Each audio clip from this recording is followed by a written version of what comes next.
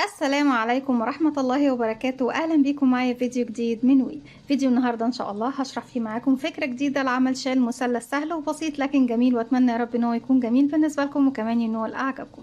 فضلا ليس أمرا، ما تنسوش إذا عجبكم الفيديو تدعموني بلايك وشير وسبسكرايب. فكرتنا النهاردة فكرة سهلة جدا وبسيطة. بنبتدي يا بنات عرض الشال بيكون كده تمام، وبعد كده في جزء اللي انا ببتدي من عنده بيكون كده، والجزء اللي انا بختم عنده بيكون كده. يعني انا ببتدي من الجزئيه دي تمام. يعني انا عندي الشال المثلث اهو، ده كده المكان اللي عند الرقبه، وده الجزئيتين الاتنين الاجزاء اللي هما بيكونوا ايه، الضلعين اللي هما للشال المثلث. هبتدي من المكان ده، من هنا ببتدي بجزء صغير، وبعد كده اعمل تزايد تزايد تزايد تزايد تزايد تزايد لغايه ما بوصل لاخر مكان عندي اللي هو بيكون طول الشال اللي انا محتاجاه. وبعد كده ابتدي تاني اعمل تناقص لغايه ما اوصل للجزء طبعا اللي بيكون عندي نهايه الشال. تمام يا بنات؟ هستخدم معاكم خيط صوف، يعني هو سميك مائل للسميك، او نقول سميك، مع ابرة رقم 4، وبشتغل مع الخيط ده برقم 5. هو طبعا في البقرة كاتب اني اشتغل فيه برقم 5، انا بشتغل ب4 و4.5 و5. تمام. هسيب مسافة من الخيط بسم الله الرحمن الرحيم، وابتدي نسيب مسافة 10 سنتي او 15، على اساس ان احنا في النهاية بإبرة التنظيف اقدر طبعا ان انا الضم الخيط دوت في الإبرة. بلف الخيط حلقة على الهواء، بدخل داخل الحلقة، ألف الخيط وأسحب وأخرج منها. طرف الخيط بشده بقفل عقدة البداية. في البداية ببتدي أرتفع 9 سلسلة. عشان أرتفع سلسلة بيكون عندي على الإبرة حلقة بسم الله الرحمن الرحيم، بلف الخيط وأخرج منها 1 2 3 4 5 6 7 8 9. هسيب منهم، بس قبل ما اسيب منهم احنا هنروح نشتغل عمود بلفه. وازاي بشتغل العمود بلفه؟ بيكون عندي على الابره حلقه، بلف لفه واحده بقى معايا حلقتين.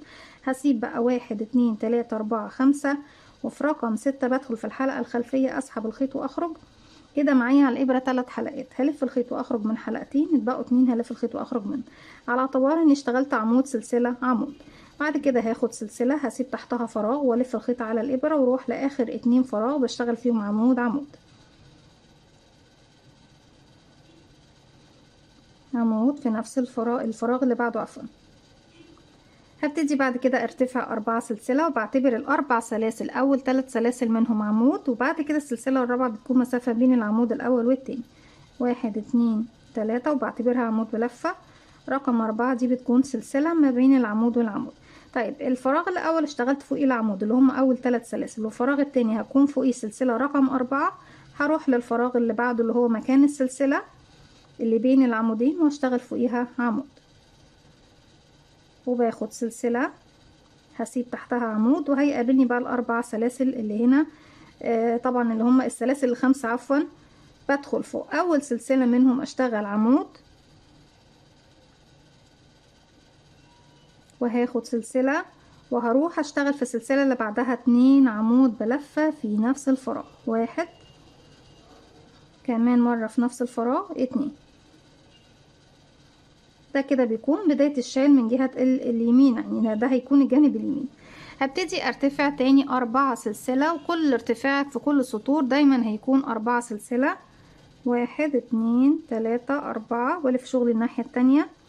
العمود الاول اشتغلت فوقيه 3 سلاسل، والعمود التاني فوقيه السلسلة. بعد كده هلف الخيط واروح للفراغ اللي هو فوق السلسلة، اشتغل عمود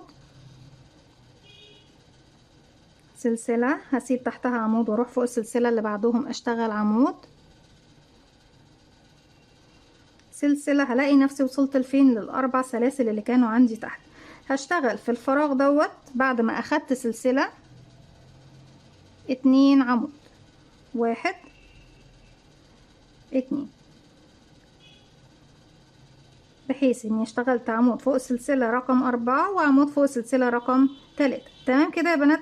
كده ده السطر الثالث بالنسبة لي. طيب السطر رقم 4 هبتدي ارتفع 1 2 3 4، هلف شغل الناحية التانية كالمعتاد. ان طبعا الغرزة الاولى اشتغلت فوقيها 3 سلاسل، الغرزة التانية كانت تحت السلسلة. هروح بقى اشتغل عمود على الفراغ اللي فوق السلسلة، باخد سلسلة مسافة بسيب تحتها عمود، واروح اشتغل عمود، باخد سلسلة اسيب تحتها عمود. هنا وصلت للأربع سلاسل. هرجع تاني. فاكرين السطر بقى رقم 2 كنت بعمل ايه في المكان ده؟ بشتغل في السلسلة الأولى عمود، وباخد سلسلة، والسلسلة اللي بعدها 2 عمود بلفة في نفس الفراغ، 1 كمان مرة في نفس الفراغ 2. والسطر اللي جاي هكرر السطر رقم 3، يعني مرة بكرر السطر رقم 2 ومرة بكرر السطر رقم 3 زي ما احنا شايفين بالشكل ده. برتفع 4 سلسلة، 1 2 3 4، دايما ارتفاعك هيكون 4 سلسلة. ولو ناخد بالنا هنبص نلاقي جانب جاي كده مستوي، وجانب التاني هيبتدي ينزل على الشكل المثلث. هلف الخيط على الإبرة، اول عمود خلاص اشتغلت فوقيه، تاني عمود ما بشتغلش فوقيه، السلسلة هبتدي اشتغل فوقيها عمود بلفة، بكرر خلاص بقى السطر رقم كام؟ رقم 3. سلسلة بسيب تحتها عمود واروح فوق السلسلة اشتغل عمود، سلسلة نسيب تحتها عمود واروح فوق السلسلة اشتغل عمود، سلسلة. وما ننساش ان في السطر رقم 3 كنت بروح على طول بقى اسيب العمود ده، وفوق السلسلتين اللي في الاخر بشتغل فوقيهم 2 عمود بلفة بدون سلاسل. في السطر رقم 2 هو اللي بشتغل في السلسلة الاولى عمود واخد سلسلة، ولا السلسلة التانية بشتغل 2 عمود. اما تكرار السطر رقم 3 فبشتغل عمودين بس في نهاية السطر، 1 2 في سلسلة رقم 3، يعني عمود في السلسلة رقم 4، عمود في السلسلة رقم 3 زي ما احنا شايفين بالشكل ده. وافضل بقى اتزايد اتزايد اتزايد لغاية ما بوصل للشكل المثلث اللي انا حباه. وفي النهاية خالص لما بوصل لكمية كويسة مناسبة طبعا لحجم الشال اللي انا حباه، لو حباه سكارف اوكي، لو حباه شال كبير مثلث هتزودي بقى زي ما انت عاوزة لغاية ما توصلي لحجم الشال اللي انت محتاجاه. بنفضل نكرر السطر 2 و3 2 و3 2 و3 لغاية ما توصلي للعدد السطور اللي انت حباه. هشتغل كمان 4 أو 5 أو 6 سطور، وبعد كده ارجع لكم نشوف التناقص في طريقة الشال بتاعنا النهاردة شكلها ايه. رجعت لكم تاني وكده اشتغلت اكتر من سطر كده، طبعا الجزء تزايد معايا، وانتوا بتفضلوا تشتغلوا لغايه ما توصلوا لنص الشال او طول ارتفاع الشال. انك لما بتيجي تقيسي من هنا لهنا بيكون عندك ارتفاع الشال اللي انت حباه او السكارف اللي انت حباه. طيب تعالوا بقى نشوف طريقه التناقص هنشغلها ازاي لغايه ما نوصل لنهايه الشال. برتفع 4 سلسله، 1 2 3 4، وبلف شغل الناحيه التانية. اخر سطر عندي كان طبعا السطر اللي بيكون فيه عندي في النهاية فيه تزايد، اللي هو كان عمود سلسلة عمودين. هسيب اول عمود وتاني عمود، وفي مكان السلسلة بشتغل عمود، باخد سلسلة بسيب تحتها عمود واروح فوق السلسلة اشتغل عمود، سلسلة نسيب عمود ونشتغل فوق السلسلة عمود، سلسلة نسيب عمود ونشتغل فوق السلسلة عمود، وبفضل كده لغاية ما اوصل لنهاية السطر. سلسلة عمود سلسلة عمود سلسلة عمود، كده وصلت خلاص ل4 سلاسل الأخيرة. باخد سلسلة وهسيب العمود واروح اشتغل 2 عمود بلف فوق آخر سلسلتين، 1 عمود، وفي السلسلة رقم 3 1 عمود. رقم 3 لو انا عديت من هنا 1 2 دي رقم 3، واللي بعدها رقم 4. تمام يا بنات عشان تبقوا واخدين بالكم انا اقصد ايه. السطر ده برتفع 1 2 3 4، سواء انا بتزايد او بتناقص دايما برتفع 4 سلسلة. بسيب العمود وفوق السلسلة بشغل عمود، سلسلة بسيب عمود واشتغل فوق السلسلة عمود، سلسلة بسيب طبعا تحت سلسلة عمود واشتغل فوق السلسلة عمود، وهكذا سلسلة عمود فوق سلسلة، سلسلة عمود فوق السلسلة، سلسلة عمود فوق السلسلة، سلسلة عمود فوق السلسلة. كده وصلت لل4 سلاسل. ناخد بالنا بقى لان ده السطر التاني، الخطوة التانية من التناقص. السطر الاولاني هو اللي ببتدي اكرره ده، يعني كده السطر ده 1 2 1 2 هما دول اللي بفضل اكرر فيهم لغاية ما اخلص التناقص بتاعي، واوصل تاني لنفس الكمية اللي عندي هنا بقى اول السطر. ابتدي اخد سلسلة، هلف الخيط على الابرة واسيب، عفوا يا بنات العمود ده انا مش هشتغله ايه كده لوحده. بعد ما اخدت السلسلة ناخد بالنا معلش الفراغ الاخير والفراغ اللي هو فيه 4 سلاسل ببتدي اشتغل فيهم. هشتغل عمودين مع بعض في حلقة واحدة من فوق. ازاي بعمل ده؟ بيكون عندي على الابرة حلقة، بلف الخيط، هدخل فوق السلسلة هنا اشغل، ادخل اسحب الخيط واخرج، معايا 3 حلقات، هلف الخيط واخرج من حلقتين واخلي الحلقة الاخيرة. هسيب العمود واروح للسلسلة الاخيرة رقم 4، هدخل اسحب الخيط واخرج واسحب الخيط واخرج من حلقتين، بقوا كده معايا الحلقة الاخيرة على الابرة. اصبح معايا كده الحلقة الاساسية والحلقة بتاعت العمود اللي اشتغلت فوق السلسلة، والحلقة بتاعت العمود الاخيرة طبعا اللي اشتغلت فوق السلسلة ايه رقم 4. 3 حلقات الف الخيط واخرج منهم هما التلاتة. يبقى ارتفعت 4 سلسلة، اشتغلت عمود سلسلة عمود سلسلة عمود سلسلة عمود سلسلة عمود لغاية ما وصلت لاخر فراغين. في اخر فراغين هبتدي اشتغل فوقيهم 2 عمود بلفة في حلقة واحدة من فوق، كأني بشتغل غرزة كلاستر. تمام. 4 سلسلة. بكرر تاني بقى السطر اللي هو قبل اللي فات، 1 2 3 4. بسيب المكان دوت يا بنات وبروح اشتغل فين؟ هنروح نشتغل فوق السلسلة اللي بتكون بعد العمودين اللي مع بعض ايه في فراغ واحد. فوق السلسلة بشتغل عمود سلسلة، بسيب تحتها طبعا فراغ واشتغل عمود فوق السلسلة، وهكذا سلسلة عمود سلسلة عمود سلسلة عمود، والسلسلة اللي باخدها من فوق بسيب تحتها عمود من تحت. وشغلي كله دايما بيكون فوق السلاسل.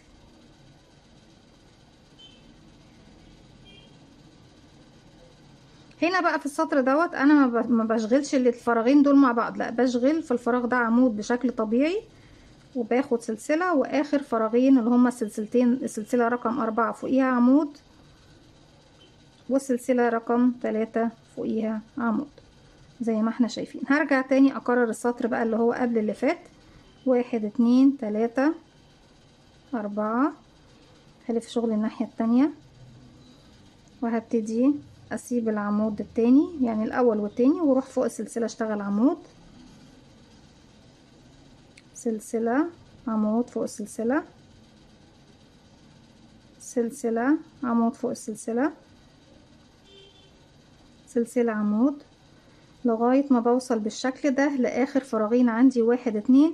ببتدي اشغلهم مع بعض في فراغ واحد من فوق. لسه فاضل الفراغ ده اهو، عمود سلسلة. وصلت بقى لاخر فراغين، هلف الخيط هدخل فوق السلسلة الاولى، هسحب الخيط واخرج، الف الخيط واخرج من حلقتين واخلي الحلقة الاخيرة على الابرة. هلف الخيط هسيب العمود واروح للسلسلة اللي بعده، هسحب الخيط واخرج، الف الخيط واخرج من حلقتين واخلي الحلقة الاخيرة معايا 3 حلقات، هلف الخيط واخرج منهم بالشكل ده زي ما احنا شايفين.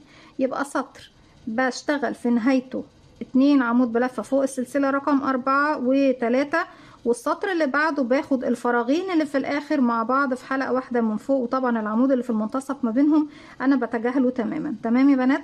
بفضل بقى اكرر بنفس الطريقة دي لغاية ما بوصل لنهاية شغلي. 1 2 3 4. الف شغل الناحية التانية، هروح اشتغل فوق السلسلة عمود سلسلة عمود سلسلة عمود سلسلة عمود. بحاول اكون اسرع بحيث ان احنا نقفلها مع بعض. سلسلة عمود لغاية ما وصلت للفراغ الاخير، بشتغل فيه 2 عمود بلفة، عمود فوق السلسلة رقم 4 وعمود فوق السلسلة رقم 3.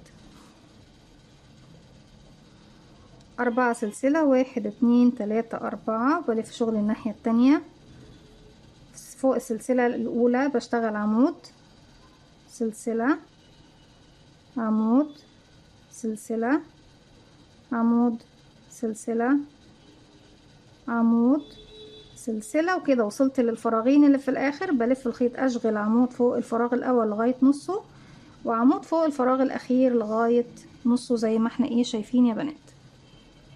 3 حلقات بلف الخيط واخرج منه. خلاص عدد الفراغات عندي بيبتدي يقل واحدة واحدة. 4 سلسلة. السطر دوت اللي بشغل في اخره 2 عمود. خلاص المفروض ان احنا بنكون حفظنا بقى الخطوات.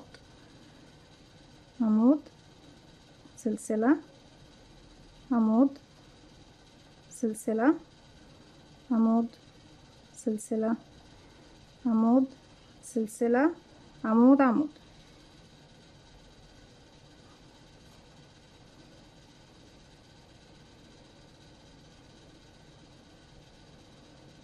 1 2 3 4. السطر ده اللي احنا بنجمع فيه اخر فراغين في عمود واحد.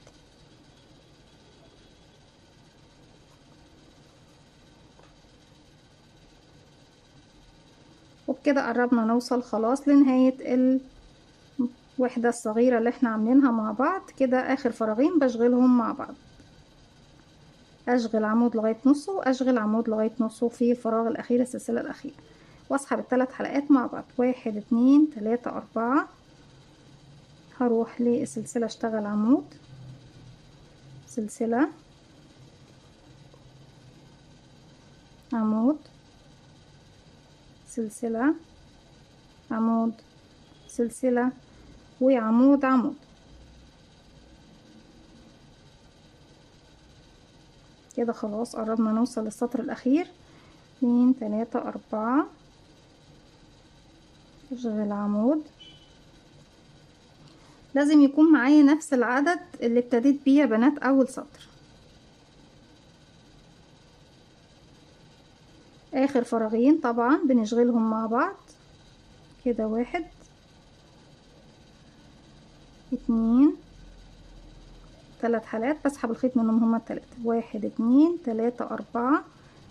هلف الخيط على الابرة وتقريبا هو ده هيكون اخر سطر عندي. كده عمود، سلسلة، عمود، سلسلة، عمود، عمود.